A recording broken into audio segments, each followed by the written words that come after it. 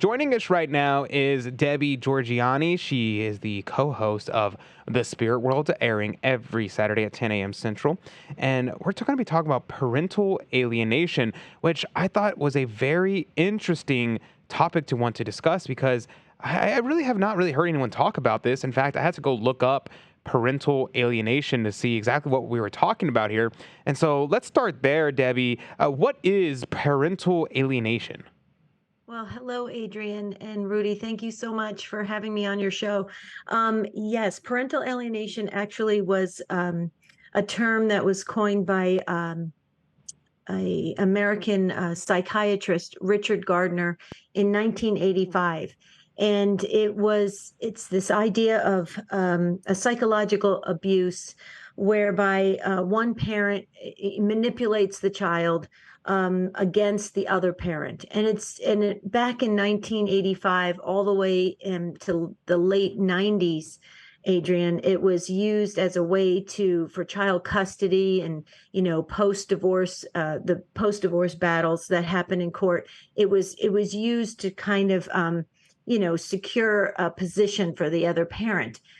Since then, it has become an absolute silent epidemic. It's absolutely horrible.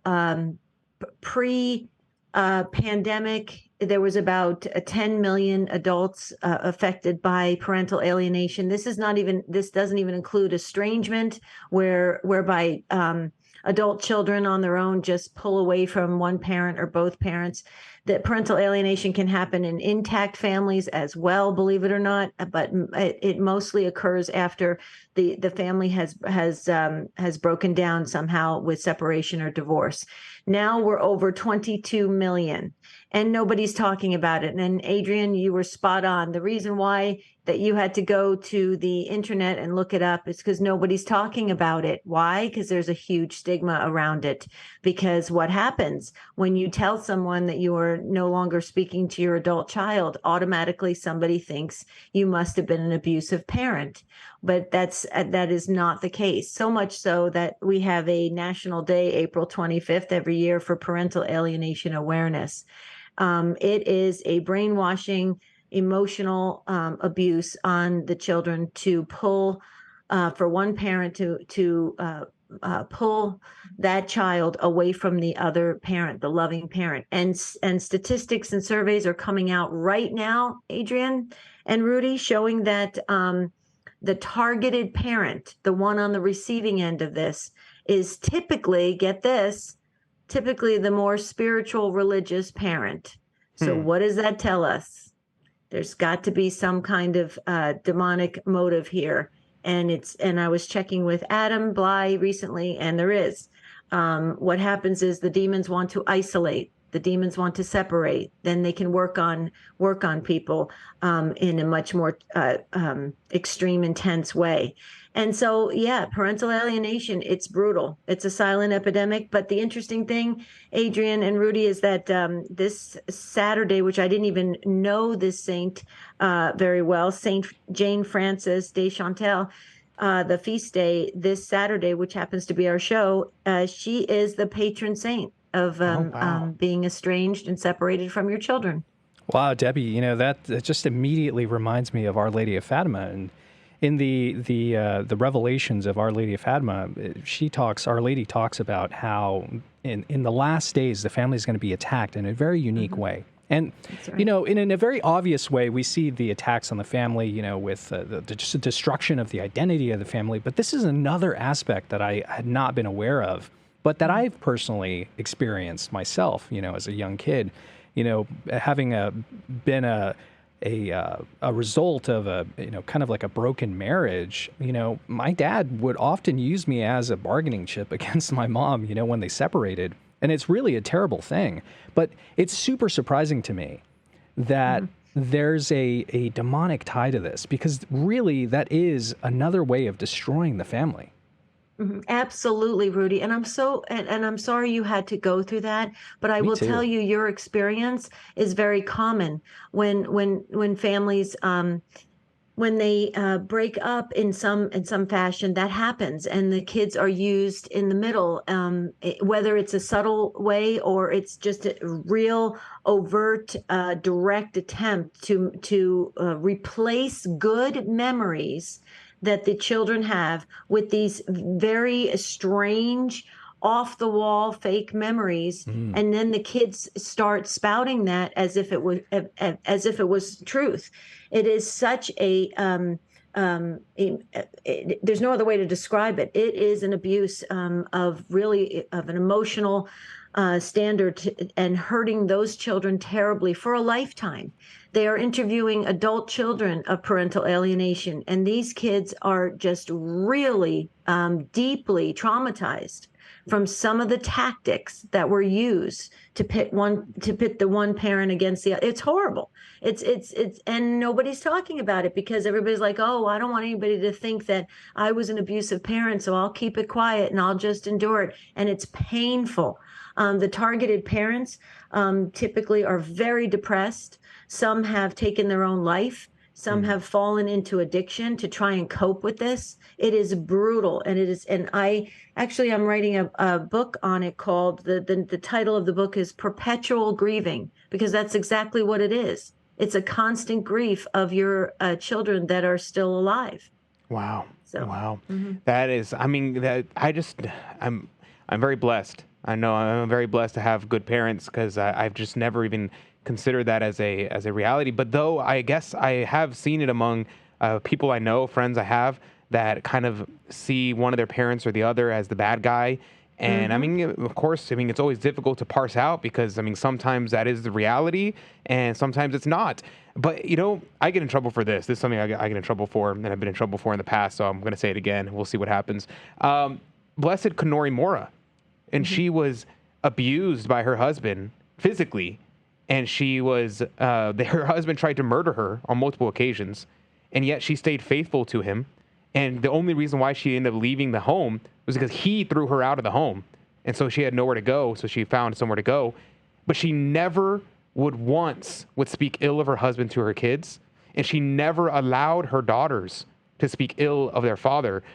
And I think this is something, like, a child needs their parents, and to have a image of their parents as well, that even if your parents are bad, we shouldn't, it's the fourth commandment, to honor thy father and mother, and it doesn't say honor thy father and mother if they're good. What do you think about that, Debbie?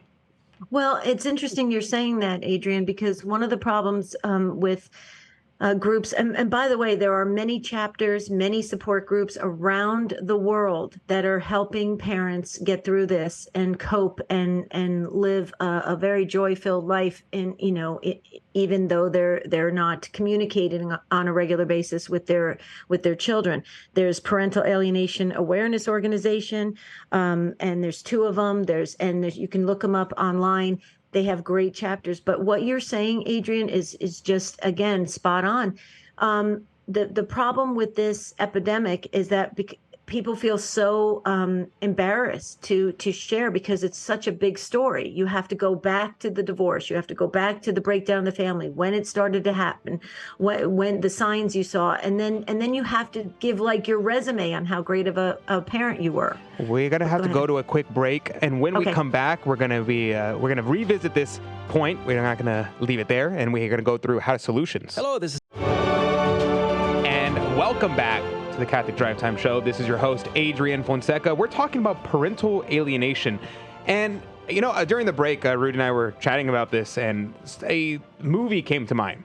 Now, this is going to be kind of funny, because this movie, I really, really like this movie, even though it's kind of a silly movie. The movie is Over the Top by Sylvester Stallone, and it's literally a movie about arm wrestling, and you're like, that's kind of dumb. But it's actually really profound, about a father reuniting with his family and reuniting with his son. And the story, he had his son kind of hates his father, because he has this vision of his father that he was a bad man. He abandoned his family. He hated his family, and he never wanted to see him. And now all of a sudden he's entering into his life. And this narrative was actually fostered by his grandfather, his mother's father. And his father actually would write him letters constantly, and sent him pictures, and had pictures requested from his mother and had it all over his truck. And his son was like, "What? Like you cared about me this whole time?" And it was very surprising.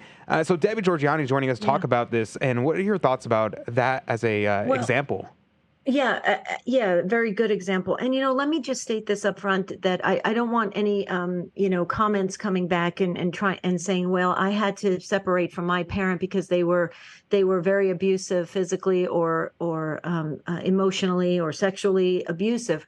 I understand that those are cases you have to get help and be safe and get away from that abusive situation. I understand that. This is not what I'm talking about. I'm talking about, let me just read you this one excerpt from just an online site. Okay. Parental alienation is a pathological phenomenon in which a child is convinced by one parent that his or her other parent is unworthy and dangerous and should be rejected.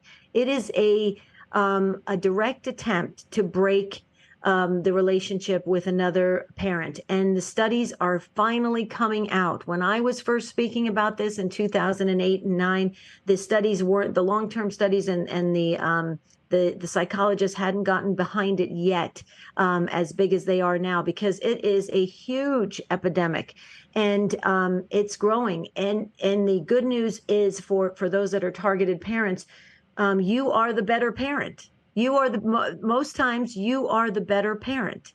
That's the beauty of this that has to be spoken. And people are afraid to go out there and speak about it because they don't want to look like they are that really bad parent that you were using that example earlier, Adrian. And they don't want that being out there because now they're so brokenhearted with their child being pulled away. Now they have to face friends and family members and try to explain themselves. But Adrian, you were so spot on about this. This is the sick part of this, and this is how I know this is not of God. Okay, there are children right now visiting their parents who are incarcerated in prisons for murder and all sorts of things, and they're visiting their parents on a regular basis. Yet really good moms and dads out there are waiting for that connection to be reunited with their children, and their children refuse for no good reason to have they refuse to have any relationship with their loving parent. That's sick. That's not of God. There's something wrong with it. But I'd love to get to solutions because finally the psychiatrists and psychologists are coming out with great solutions. Finally. Yes, for sure. That was going to be the next point, and I'll just let you go off on that. The solutions to that problem, it seems like, once you're in that situation, if your kids won't even talk to you, it seems like, what do you do? It feels hopeless, but what's the solution? Yeah, and it does feel hopeless. And keep in mind, this can happen in intact families as well. Parental alienation can be happening in a very subtle way, right in your own home right now. So be looking for the signs. Here's the first thing. Do not be afraid to speak about it. Go out there and speak about it. Everything is online now. All of the results and surveys and stats are coming out showing that it's not about you. This is an outside attempt to break the family again. And I personally believe it is demonically sourced, and the demons absolutely love this because it's a great way to isolate all the family members. That's the first thing. Do not be afraid. Don't try to get over the fact that you may think that there's some kind of embarrassing thing about it or stigma around it. Don't do that. Go past that. Get a psychologist, psychiatrist, a therapist, a counselor who specializes in parental alienation, and get help to get reunited. And don't stop. Do not stop trying to use the professional resources out there to reunite your family. Like I shared, Parental Alienation Awareness Organization, PAAOUSA.org, is a great resource to tap into for specialists, or parentalalienation.awareness.com as well. The problem is parents are they're shocked, they're stunned, they're paralyzed. And we have to pray for these beautiful souls who love their children so very, very much. Adrian and Rudy, I've met so many of these fine folks. I haven't met 22 million, but I've met about a few thousand. And let me tell you, they are the most amazing moms and dads who love their children so very much. And most of them are extremely devout Catholics or non-denominational Christians or Protestants. It's unbelievable. They're beautiful souls. We have to help them and reunite families and pray, fast. Make sure you live out your Christian life in a joy-filled manner. Don't let Satan's going to try to steal your family and your kids, but don't let him steal your joy. Now, Debbie, I was thinking about that as you're saying prayer and fasting, and I think that's one way that is kind of hasn't been mentioned yet, that you can still be involved in your children's lives. And I've heard this story from people who have kids who fell away from the faith, and I think it applies here for parental alienation too, is that, I mean, many times you have family who you can't get a hold of, you can't seem to get to, and you feel like you're not involved in their life, but you can be truly and really involved when you pray for them, and whenever you do penance for them, and you go to mass for them, and you do this acts of reparation, this life of atonement for them. And I think that's one way, by having a relationship with their guardian angel, praying to their guardian angel, and having that relationship in that way. What are your thoughts on that? Oh, Adrian, you are knocking it out of the park. And we didn't even script this or plan this. So this is Holy Spirit inspired. Thank you, Adrian. You just jogged my memory again. Yes, of course. How can I even forget, since we do the show, The Spirit World? Yes, your guardian angels. Please, Lady Undoer of Knots Novena, very powerful. The Surrender Novena, the Chaplet of Divine Mercy.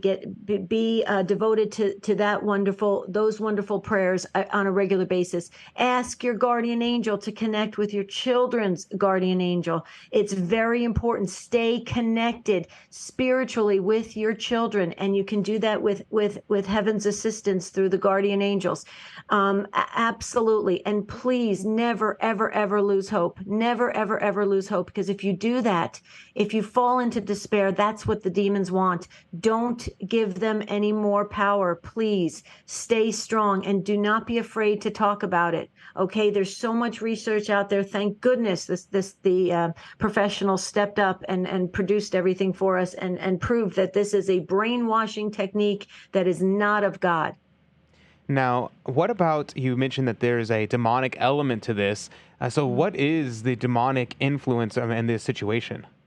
I was talking to Adam Bly about it, and that's why we're going to do the show this Saturday at 10 a.m. Central and 11 a.m. Eastern, The Spirit World, on this, because Adam said, yeah, there's a direct connection. The demons want to isolate people. If they can break people from healthy spiritual support, so let's just say, like the mother of a targeted mother of parental alienation, she's the one who's going to church, she's the one who's keeping the family going and talking about God and everything. Well, if the demons can separate that child from that mother, then the demons can work on that child. And also the demons can work on that mother if that mother were to get depressed or fall into despair. And you see, so when the demons can isolate, they can actually focus more on that person. It's very dangerous. Yeah, for sure. That makes a lot of sense. I think, yeah, I mean, that we are the church militant, and it makes sense that we have to have community, because if we don't have community, I mean, nobody goes to heaven alone and nobody goes to hell alone. You're always dragging somebody with you. And so I think that's something that we have to keep in mind when we look at this whole situation in a Catholic worldview, in a universal worldview. We see everything whole and entire. It's all connected. There is no such thing as private sins, because private sins affect yourself, your neighbor, and your family, and everybody around you. So I think that's important to keep in mind when we think of these things. Now, whenever people are looking for resources, you mentioned some websites and that you're working on a book. But until then, where can people go and to find out a game plan? Yeah. Well, let me share something with you, Adrian and Rudy. It's kind of sad about this. If parents go to the church and speak to a priest, most likely the priest will not have a lot of information on this. They don't even know how to handle it. They'll look perplexed, puzzled, and not sure how to respond. It's again there that feeling of what exactly does this mean. It's out there, and people make their own judgments based on the situation, the result of the situation. A parent is not speaking to the child doesn't want to speak to the parent. So you're not going to get that much support, unfortunately, with going to the church, unless there's a priest that understands this in a deep way. I would recommend going to those sites only because now they're secular sites, but they have the resources there that can help. When you go to interview a specialist, absolutely go for a Christian Catholic specialist that understands parental alienation. I've talked to Dr. Ray Garendi about this many times. So there are people that and professionals that understand this. Many do not still. They're catching up as fast as they possibly can. So I would recommend people going to just one of the online parental alienation awareness sites and getting some resources and start there. But don't stop and don't be embarrassed. I know, especially if you've come out of a divorce, there's a stigma around that and people make their judgments. And then you've got parental alienation added on top of it. Oh boy, that's a big storm to be in the middle of. Amen. Amen. Well, thank you very much, Debbie, for being on with us. Go check out the Spirit World this Saturday if you want to hear more, and especially if you want to hear more about the spiritual and demonic components to this. Go check out the Spirit World, 10 a.m. Central, across the Guadalupe Radio Network and EWTN. But God bless you. God love you, Debbie. Thank you so much, Adrian. You as well, and your whole show team. I think you guys do a fabulous job. Well, thank you very much. And the solution